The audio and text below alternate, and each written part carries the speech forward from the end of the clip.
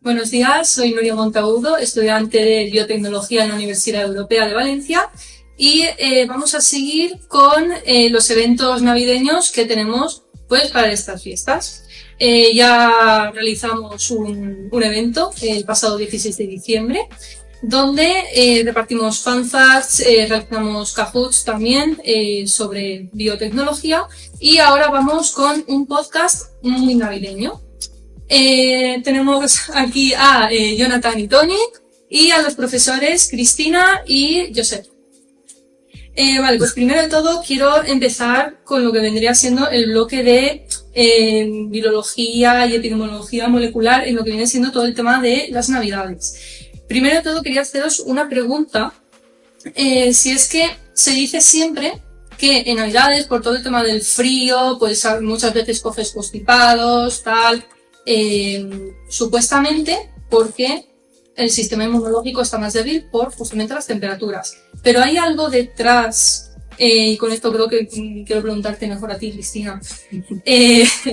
Hay algo detrás en lo que viene siendo que por el frío, no sé, por ejemplo, los virus se mantengan en un estadio como más en el aire, se mantengan más tiempo, puedan meterse mejor como en los cuerpos de las personas. Vale, bueno pues buenas, encantada de participar, ¿vale? Sí. En esta mesa y en todas las actividades que montáis, me parecen que aportan un valor tremendo a la biotec y a la divulgación, así que gracias, espero poder hacerlo pues lo mejor que pueda, ¿no? Y aportar lo poco que sé a esta discusión.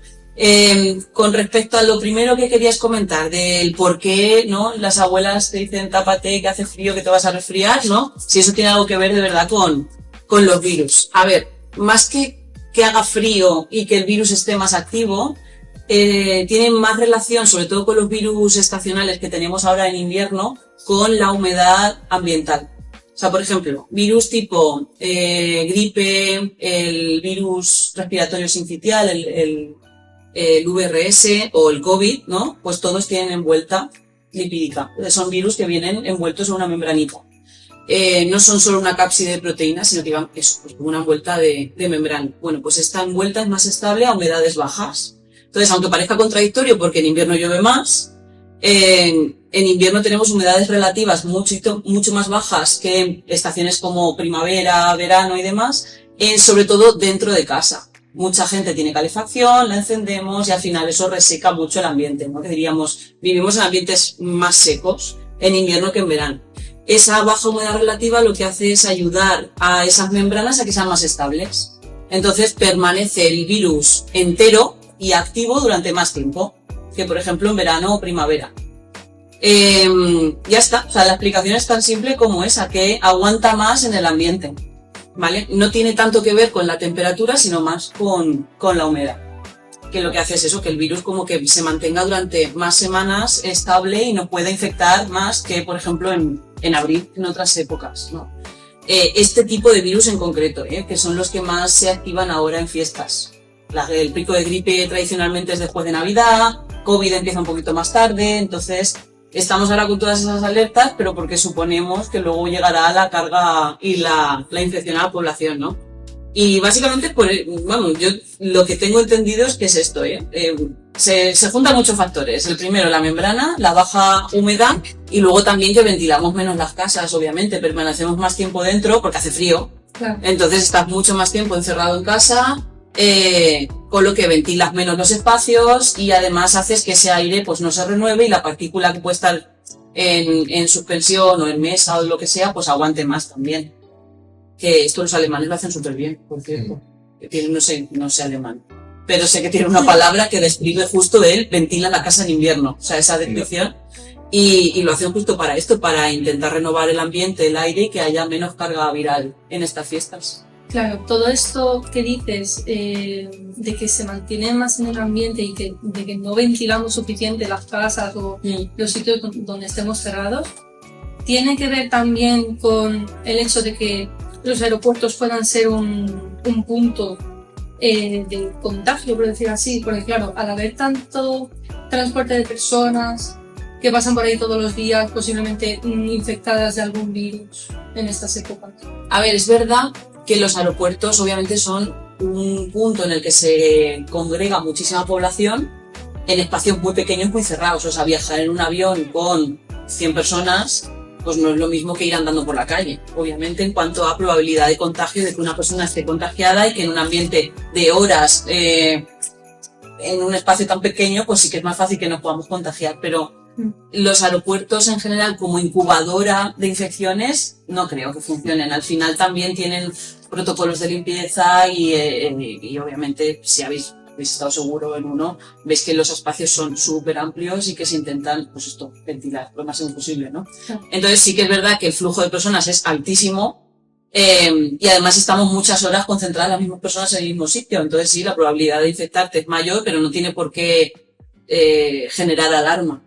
Madre mía, voy a ir a un aeropuerto y voy a pillar la gripe seguro. Más probabilidades, pues quizás sí, pero tampoco un 100%. Es decir, es que por irte a casa en avión en Navidad, fijo, llegas malo. Eso. Exacto. Y eso lo he dicho yo muchas veces. Es más probable pillar algo en una sala de espera en un hospital o en un metro, yendo cada día a trabajar. Porque al final vamos casi más personas en un metro que en un avión.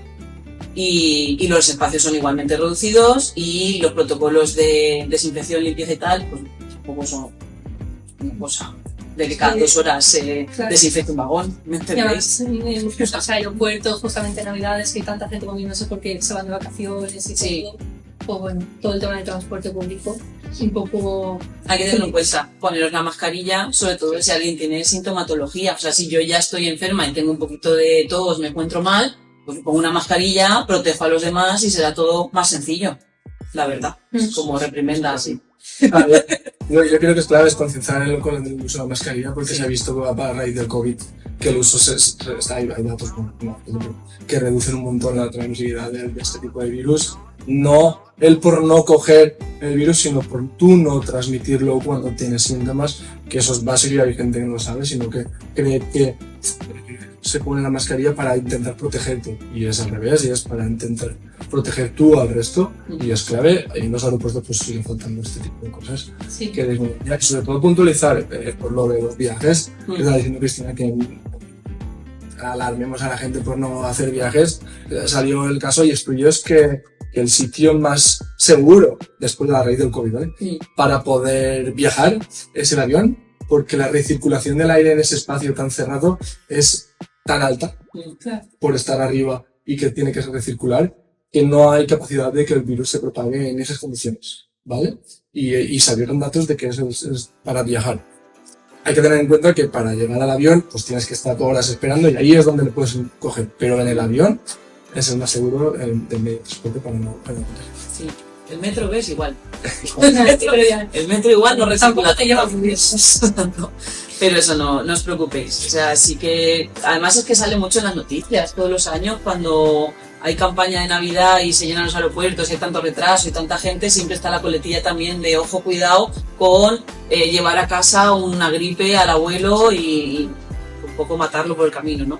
Entonces, no os preocupéis por eso, ya os digo, no es tan así. Sí que hay que tener vigilancia, obviamente hay que tener control de la población y justo este año estamos en un momento complicado para eso porque la gripe se ha adelantado unas semanas y unos meses en general y ha venido bastante virulenta. Entonces sí que se ha hecho campaña para reforzar que la población se vacune, que la población en riesgo pues intente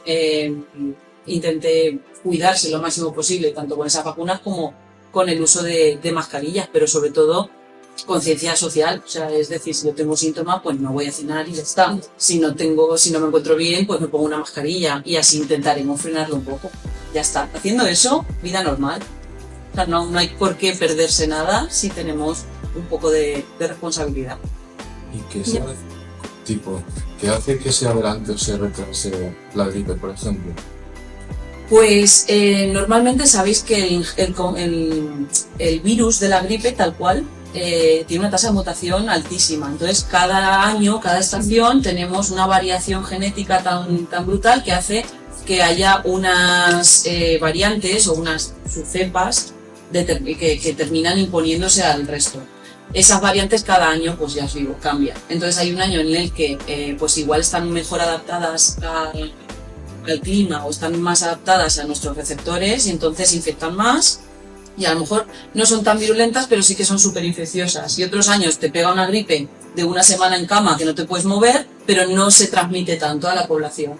Entonces, el virus de la gripe es muy complejo al final porque tiene como todas esas pequeñas variantes que hace que cada año sea un virus nuevo, completamente. Por eso por eso hay campaña de vacunación anual de la gripe, porque no podemos asegurar que la vacuna del año anterior, los anticuerpos que generaste con ella, te protejan del virus de este año.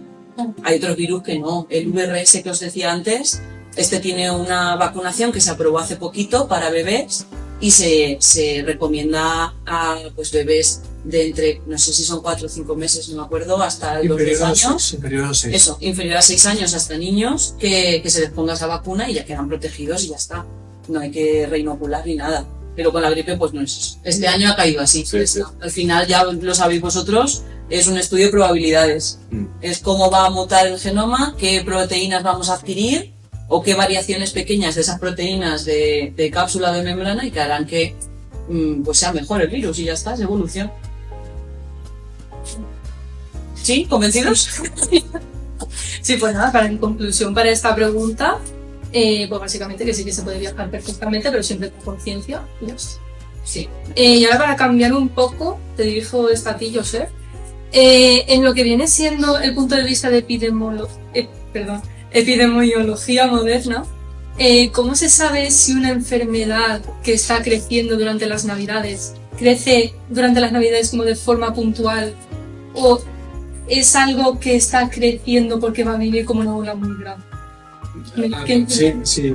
A priori no se puede saber, o sea, hasta que no pase no podemos ni saber ni asegurar, porque lo dicho, como son estacionales, pues sabemos que todos los inviernos o todos los otoños va a venir este virus, ¿vale? Como lo sabemos, pues ya estamos preparados y tenemos eso, a hacer campañas de vacunación, pero no, eso no significa que haya una mutación muy fuerte que venga y arrastre. No sabemos hasta que pase, y cuándo pasa, cuando ya está aquí y empecemos a tratar esos datos, ¿vale? Cuando tratemos esos datos podemos, y con las técnicas estupendas que hay ahora, que no había antes, normal, podemos hacer esa secuenciación del virus antes para poder intentar averiguar si es una cepa nueva o no, ¿vale? Pero cuando lo veamos, habrán pasado pues al menos un par de meses y nos diga eso, que nos diga la diferencia entre si es una cepa nueva, ¿vale? O sea, a priori, cuando llega, no sabemos lo que va a venir.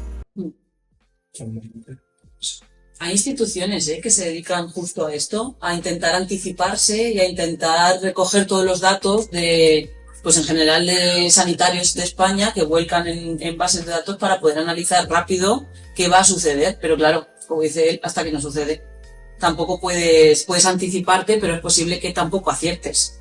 Entonces, y ha habido años en los que se han generado vacunas para la gripe para unos subtipos que igual que se creía que podían ser peligrosos y luego dice la gente, pues no ha sido para tanto. Bueno, mejor prevenir que prevenir. Sí. O sea, hemos aprendido en los últimos años, sobre todo, que mejor estar preparados para lo que pueda venir y poder responder rápido.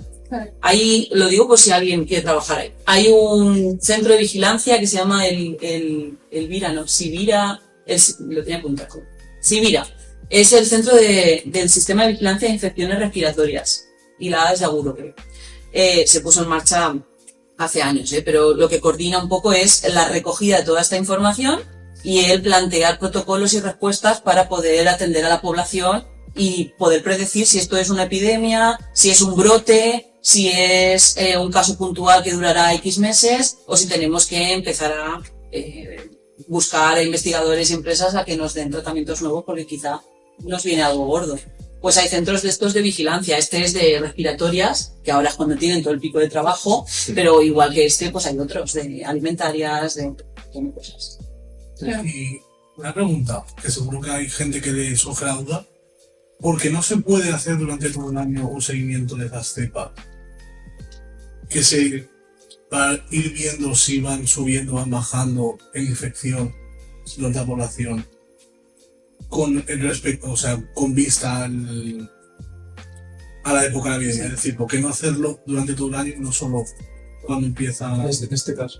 Bueno, lo digo, en todo el año no se puede porque lo que estamos hablando son virus, no el COVID, porque hemos visto que el COVID no es estacional, se demostró, pero sí en gripe o resfriado común, que son estacionales. Por lo tanto, sabemos que cuando empieza a subir la temperatura, que viene a ser pues, en primavera, y humedades, dejemos de usar los aires acondicionados en los entornos, podemos ventilar más, esta cantidad de virus disminuye y esta cantidad de contagio disminuye. Por lo tanto, a partir de ahí, normalmente no significa que desaparezca, porque podemos pillar gripe en verano.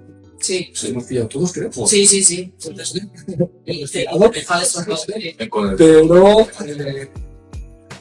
Pero la cantidad de casos son muchísimo menores por la estacionalidad y por eso a partir de ahí se sigue mejor. Que no significa que no se siga estudiando, significa que haya menos seguimiento, porque lo dicho, se sigue estudiando para poder crear la vacuna para la siguiente estacionalidad que va a venir.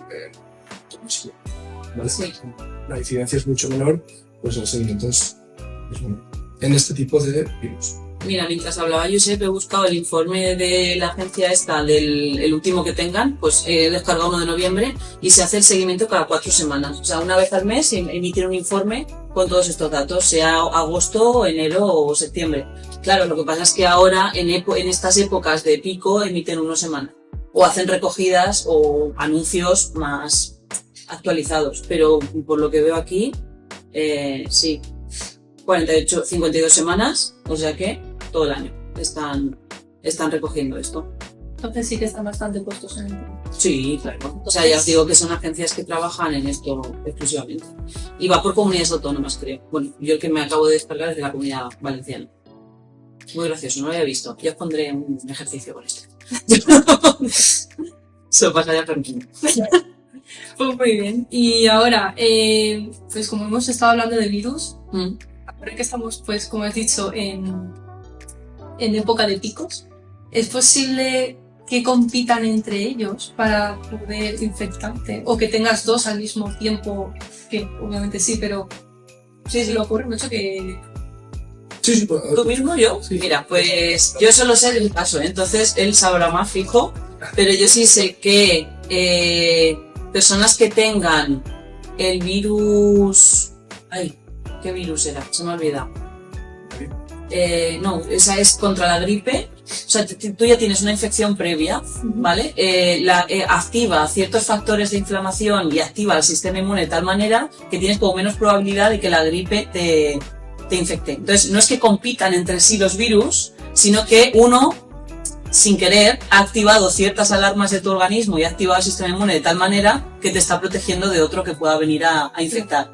Entonces, es que no me acuerdo ahora justo de qué virus es, pero es mucho menos virulento, mucho menos peligroso y es como un virus normal y corriente de constipado, que lo que hace es evitar que la gripe, por ejemplo, entre y pueda infectar muchísimo más rápido en tu sistema. Porque es como que ya lo tienes activo y ya está esa inmunidad Ya está alerta. en modo alerta tu cuerpo y no deja... Entonces sí que puedes tener coinfecciones, obviamente, y unos te ayudan y otros será peor todavía. Entonces, no quiere decir que siempre que estés malo digas, ay, qué bien, ya no me voy a poner malo de más cosas, ¿no?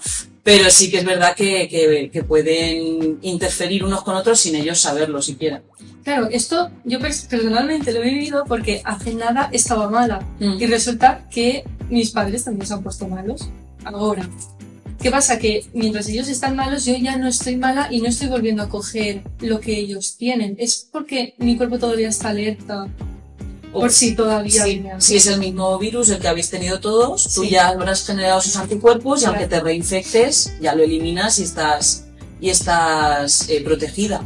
Si es un virus diferente, pues ahí habrá otros mecanismos. Pero si es el mismo, no te vas a reinfectar y que eso sea un ciclo infinito. Yo te digo un comentario. En noviembre fui al médico porque llevaba 20 días malo y lo que a priori parecía un resfriado, cuando llevaba ya 12 dije, no se me va. Y el médico me dijo, o sea, no te puedo dar nada porque no hay medicamentos, simplemente es negativo y que pase, pero me dijo, seguramente has cogido 2 seguidos.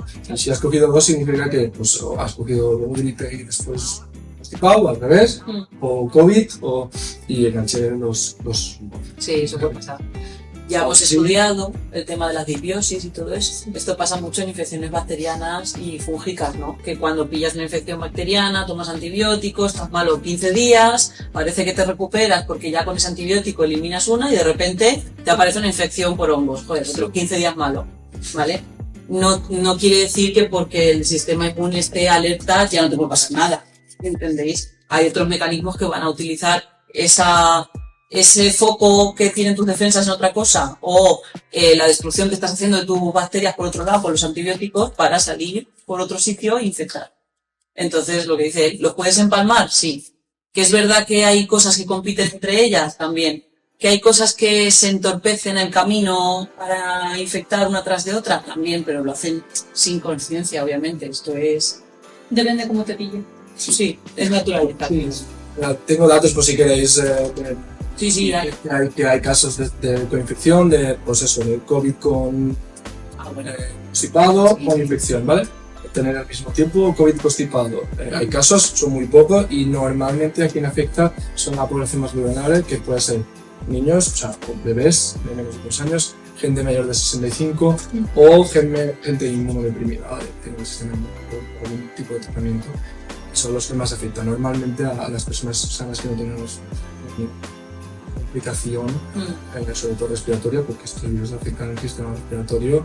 No suele pasar que haya coinfección, pero sí que hay casos, incluso específicamente hay datos muy pocos, pero de muestras, un detalle, de muestras recogidas entre el 18 y el 23, de más de 1 millón de muestras recogidas, incluso se detectó 13 de 1 millón Sí. de triple infección.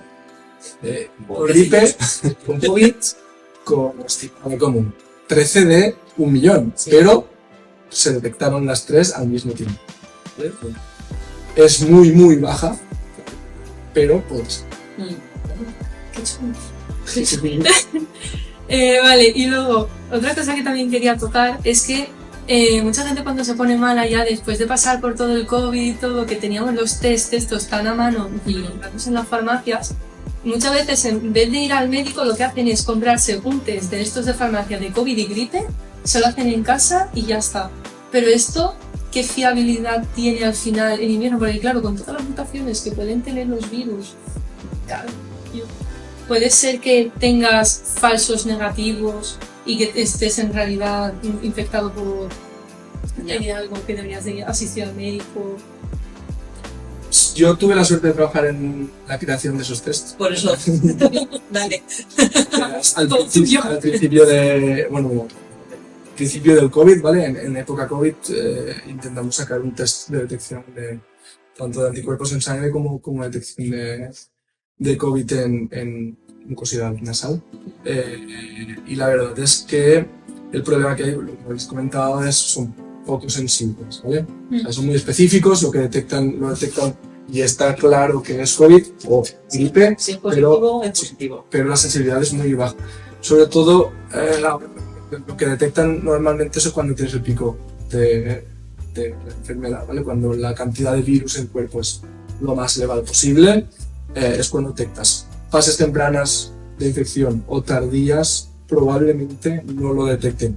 Y ahí es lo que estamos comentando del falso negativo, ¿vale? Sigues teniendo la enfermedad, pero la cantidad de virus en el cuerpo es lo suficientemente baja como para que no detectes ese test. Tú creas que has pasado la enfermedad o aún no la has cogido y puedas intentarlo sin transmitir a ti. Ese es el problema, ¿vale? La sensibilidad de este tipo de test. Comparado con una técnica muy potente que hay, que es el PCR, lo vimos, el PCR, Sí. para detectar virus que con cantidades ínfimas de virus podríamos tener. Por tanto, si queréis ir estas navidades y no estáis seguros con el test, pero tenéis síntomas, se siguen haciendo pruebas más caras de Sí. PCR para así asegurar que tu abuelo siga vivo la que Ay, qué responsabilidad. Qué horror. No, pues es verdad.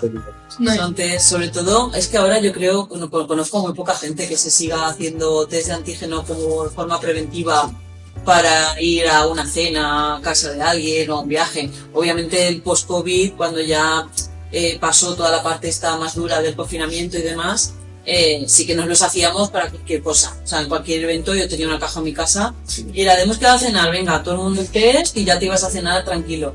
Pero claro, esto ya no lo hace nadie, mucho menos las QPCRs. No conozco ya gente que vaya y se haga este tipo de análisis. Pero bueno, también tenemos otras herramientas, ¿eh? O sea, en ese momento es que realmente la prevención era la mejor herramienta que teníamos. Ahora ya, gracias a Dios, tenemos otras cosas. Que si alguien enferma y tiene la mala suerte de que le afecta muchísimo y termina hospitalizado y demás, ya hay otras formas de tratamiento, otros protocolos bien estandarizados, bien establecidos y obviamente el COVID también es muchísimo menos virulento que antes. O sea, no tiene nada que ver el COVID del 2020-21 con el que tenemos ahora.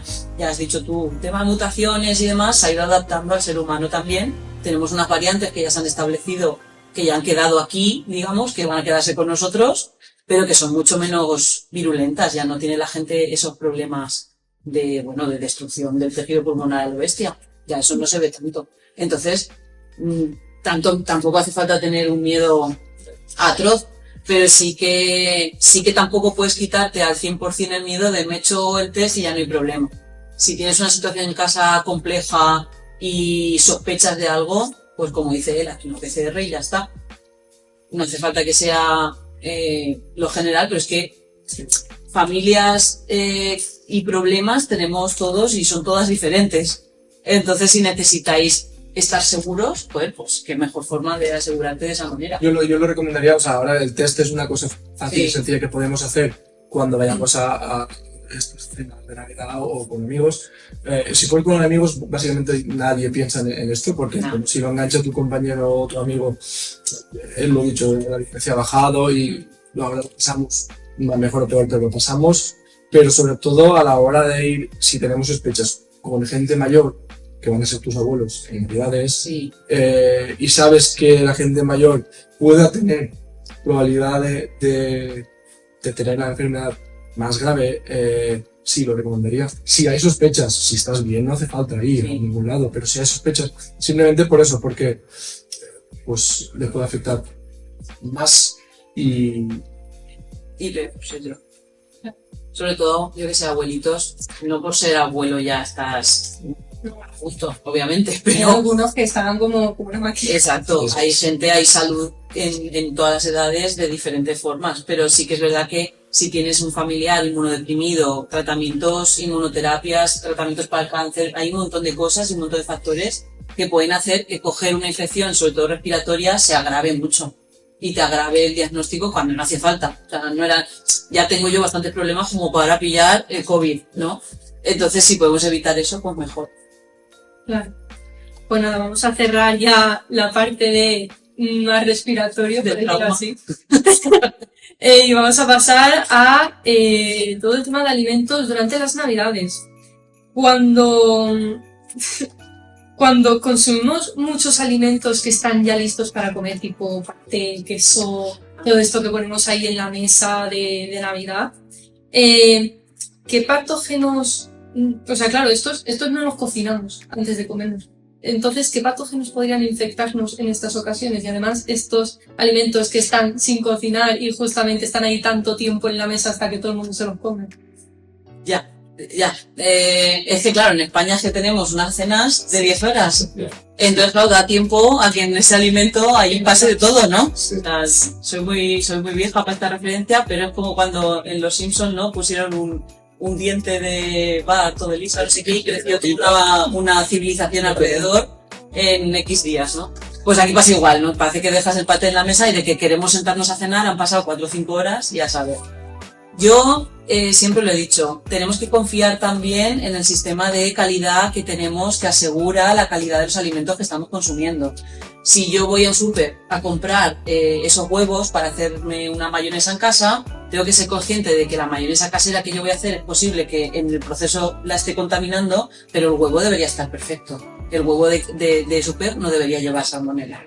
Entonces, que luego lo manipulamos mal, refrigeramos mal los alimentos y al final terminamos provocando pues una salmonelosis a toda la familia, pues es posible.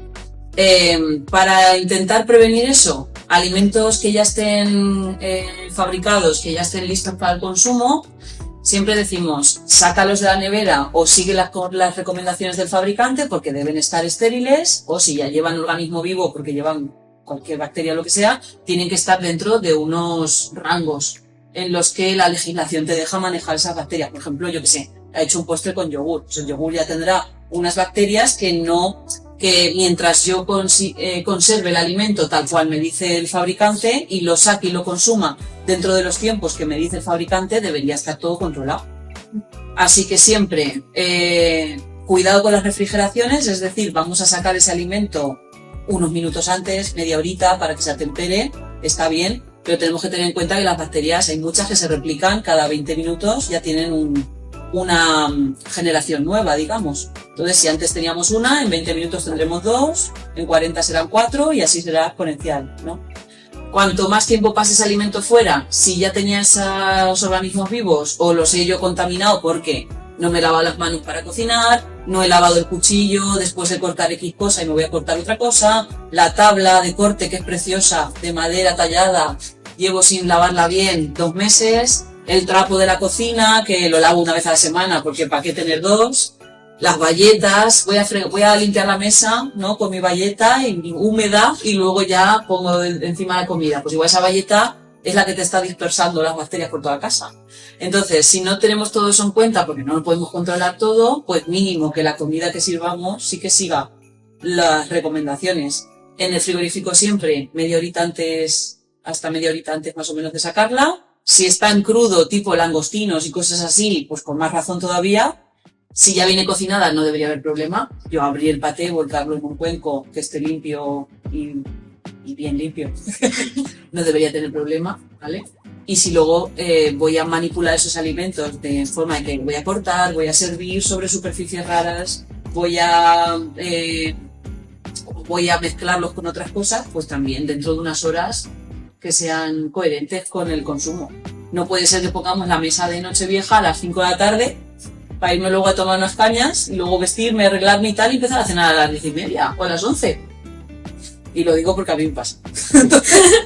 Entonces, tenemos que saber que todo esto pues se mete en la nevera y cuando lleguemos se saca en un momento y fuera. No le vamos a dar tiempo a las bacterias a replicarse. Sobre todo si son algunas contaminantes por mala manipulación, por mis manos, Hay un montón de focos en casa. Que no hay que tenerles miedo, obviamente, no pasa nada. Pero si somos conscientes de que están, pues se controlan mejor. Creo yo. No sé si tenéis... Nada, vamos a discutir esta Navidad con todo el mundo. Sí. Ya, con el salto de los tacostinos. Ese trozo que está ahí puesto en la bandejita desde el principio de la cena y otro que es a las 2 de la mañana. Yo añadiría el post, ¿vale? También Sí. post. Es que ese es el peor. Es el que falta, ¿vale? Ese paté que tú lo has abierto, aunque sea media hora antes o 10 minutos y está toda la cena y luego lo guardas a las 2 de la mañana, pues ahí sí que ha empezado todo. Sí. Por lo tanto, el post es el que hay que tener en mente también porque luego sobra mucha comida de normal, que sobra, la guardamos en nevera y dependiendo, hay unas horas límite que te recomiendan en este tipo de cosas, en general en todo, ¿sí? Incluso algo hecho, si está muchas horas fuera, puede tener, pero sobre todo eso, acabar de cenar y si quieres consumirlo el día siguiente, enseguida, que eso no, este es el complicado, estamos toda la cena, hasta las 2, a las 2 guardamos el paté, mañana lo sacamos, lo comemos y ahí la carga es muy... Sí. Claro, pero en comida que sobra, incluso, o sea, cuando sobra y al día siguiente te la quieres comer, por ejemplo, incluso calentándola, hay veces que también nos ponemos malos y eso, ¿qué es? Por las toxinas que son las bacterias. Sí, hay muchas bacterias que aguantan al recalentado que yo hago, porque un minutito en microondas y me lo vuelvo a comer, eso no mata a nadie. Si recalentamos en sartén o en horno, pues ahí sí que podemos subir mucho más la temperatura y es posible que eliminemos bastante carga bacteriana, pero hay que cocinarlo bien. O sea, ¿cuántos no nos comemos las cosas, los pescados y el pollo y todo esto? No, pero un chuletón, un entrecot de no sé qué, que la gente se lo come medio crudo, pues imaginemos. Vale. Ya. Luego hay que penar, vamos a recalentar estos trocitos, pues la carga bacteriana habrá subido mucho. Pero bueno, si recalentamos bien, no habría problema siempre y cuando lo que dice él, lo consumamos dentro de unas horas y de unos días establecidos. Lo que no vale es hacer En mi pueblo se hace mucho caldereta, por ejemplo, de cordero, pues hacerte la caldereta de cordero, eso está espectacular, no vas a desperdiciar ni un solo trocito. Todo al tupper, a la nevera y mañana, Año Nuevo o Navidad, estoy reventado, no quiero comer más allá de un vaso de agua y media sopa y que te lo comas 7 o 8 días después. Porque entre que la caldereta estuvo allí 5 horas puesta encima de la mesa, la cogió todo el mundo con las cucharas, no sé. Igual luego te la comes y te pones mal. Y el tema del aprovechamiento tipo los cocidos estos madrileños, castellanos, Sí. mucha rama, y luego se reusan para las croquetas. La ropa vieja y todo aquello, sí. Ese tipo de preparaciones. Es que están muy cocinadas. Sí. O sea, tú ten en cuenta que todo esto, o sea, al final hay una sabiduría popular detrás que te apoya muchas veces en las decisiones, en lo que luego la ciencia demuestra. Las abuelas que hacían este tipo, como te digo yo, las calderetas, eso está horas cocinándose, hirviendo primero, haciendo el fondo, luego carne, luego tal, más caldo. Hay muchas veces que hasta se le añadía alcohol, en plan la botella de vino entera. Vamos sumando cositas que hace que las bacterias bajen mucho la carga. Y si hay alguna toxina, pero tú en el momento en que hierves algo, ya estás poniendo a 100 y poco grados y puedes desnaturalizar muchas de las toxinas. Lo complicado es cuando ya te has comido eso, como dices tú, guardo el tupper, recaliento, porque ahí no vas a recalentar a 100 grados otra vez. Recalientas a 50 y gracias y te lo comes. Si en ese periodo sí que ha crecido algo, por ejemplo, listeria crece a 4 grados en nevera. Entonces sí, nadie ha contaminado de listeria en su casa. Pero si viene por alguna razón contaminamos con listeria una carne, en la nevera poquito a poco, pero va a seguir creciendo y cuando yo lo recaliente va a seguir ahí porque no la vamos a matar. Y si tengo alguna salmonela o algún tipo de bacteria que tenga enterotoxinas, tampoco las vamos a eliminar a 70-80 grados porque aguantan. Entonces tenemos que tener en cuenta todo eso. O sea, lo más fácil es ser limpio. Al principio intentar no contaminar nada porque es verdad que hay muchas cosas que resisten. Al frío, al recalentado, a los ácidos, los alcoholes que te digo. Sí que si sumas todas esas cosas, pues es mucha probabilidad de que te pase algo. Y obviamente las cocinas de aprovechamiento juegan con eso. A que lo que te queda ya está estéril. Y lo puedo volver a reusar, lo voy a volver a recocinar y las croquetas las freímos en aceite hirviendo. ¿Me entiendes? O sea, no es cogerte lo que te ha sobrado del cocido, la carne y ya está. Es que esa carne se pasa primero por la plancha, se mezcla luego una bechamel que también has hecho. Luego haces bolita, congelas la bolita y luego fríes la bolita en aceite. O sea, para hacer croquetas de abuela te tiras 3 días, están espectaculares, pero es verdad que has hecho muchos procesos que han ido haciendo que las bacterias y toxinas que hubiese ya no estén. Sobre todo eso, o sea, yo la recomendación que daría, que es así, es el paso de este tipo de comidas tan cocidas que sobran cocidos o calderetas, aunque vaya a ser consumida el día después, que dudo porque ya habrás terminado lleno, pero bueno, aunque sea un par de días y lo guardo en la nevera, mi recomendación personal es congelarlo. Sí. Porque al bajar la temperatura pues hay más posibilidad de matar ciertas bacterias y no solo eso, sino que luego al calentar no es, lo pongo un minutito y ya está caliente eso tienes que calentarlo mucho más para que se deshaga el hielo y en ese calentamiento que es superior también tiene más posibilidades de matar las bacterias. Una recomendación sería pues eso, congelar las sobras para disminuir por lo menos la calor. Me está entrando hambre. No, pero sí, las croquetillas ahora. Y bueno, ahora Miguel, preguntar, esto que se hace de cuando tienes una ensalada, mariscos y tal, que le echan limón, su vinagre y tal, y dicen, no, esto ya está todo desinfectado.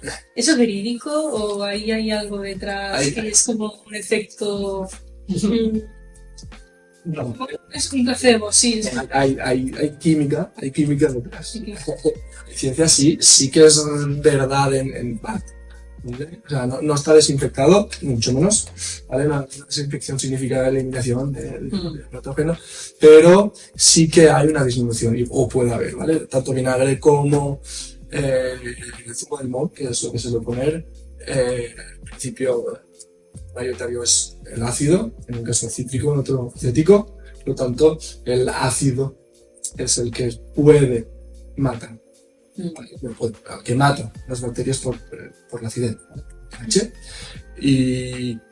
Y de reducir la carga bacteriana de este tipo de alimentos, pues, ensaladas o lechuga o alimentos frescos que le podamos echar o calientes al pescado, pero para no eliminarlas. O sea, reducir, hay posibilidades, pero no eliminar. A no ser que bañes el pescado en 3 litros de zumo de limón y ahí probablemente pues quede poco. Es que lo estaba pensando, digo, es que no es lo mismo las gotejas para que esté bueno el marisco que intentar desinfectar a base de limón.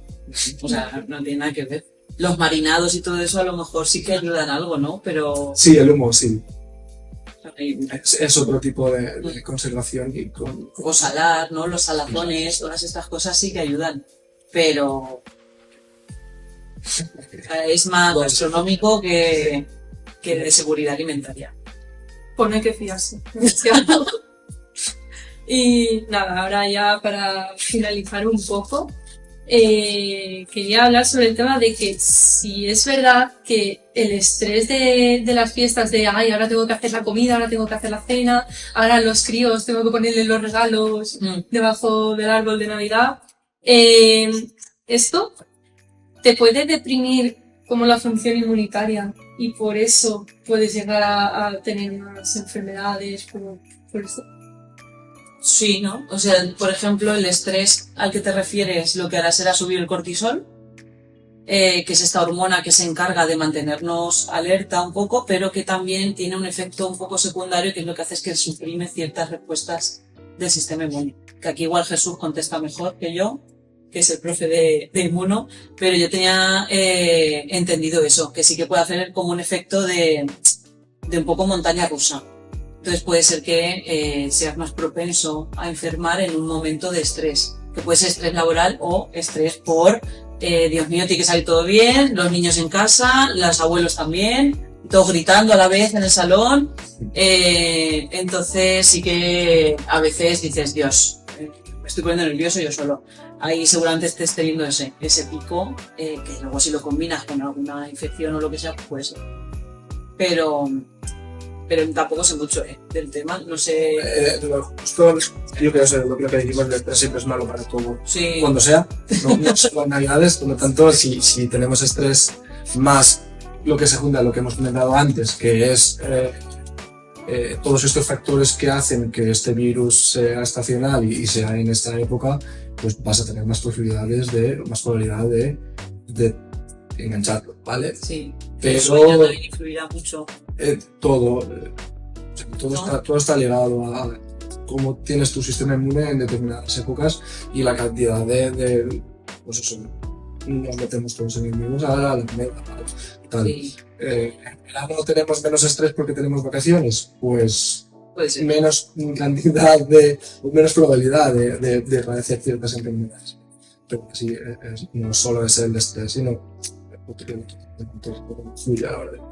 Claro, la variación del sueño, como has comentado, en Navidades nos quedamos despiertos hasta muy tarde, miráis como mucha iluminación, cuando paseas de noche, por ejemplo, eso nos cambia algo, o sea, tú cambias los ciclos del sueño. Sí, la iluminación sobre todo artificial afecta mucho a que tu cuerpo diga, vale, es hora de descansar y que vaya generando X hormona, sueño, y se vayan bajando otras, ¿no? Para entrar al ritmo de descanso. Entonces sí, o sea, si tienes la mala suerte de que debajo de la ventana de tu habitación tienes el alumbrado navideño, pues te van a estar entrando destellos rojos, verdes y azules así, y igual te cuesta mucho más desconectar. Pues nada, hemos tocado todos los temas que teníamos previstos para hoy, todo el tema de enfermedades respiratorias, lo que nos puede pasar si comemos comida en mal estado, cómo debemos de tratarla, y nada, me ha gustado mucho hablar con vosotros, he aprendido bastante. Gracias por la invitación. Pues me ha gustado mucho y gracias por venir. Gracias a vosotros por la invitación y por pasar este rato conmigo. Pues sí. Felices fiestas. Eso es. Felices fiestas. Feliz año. Chao.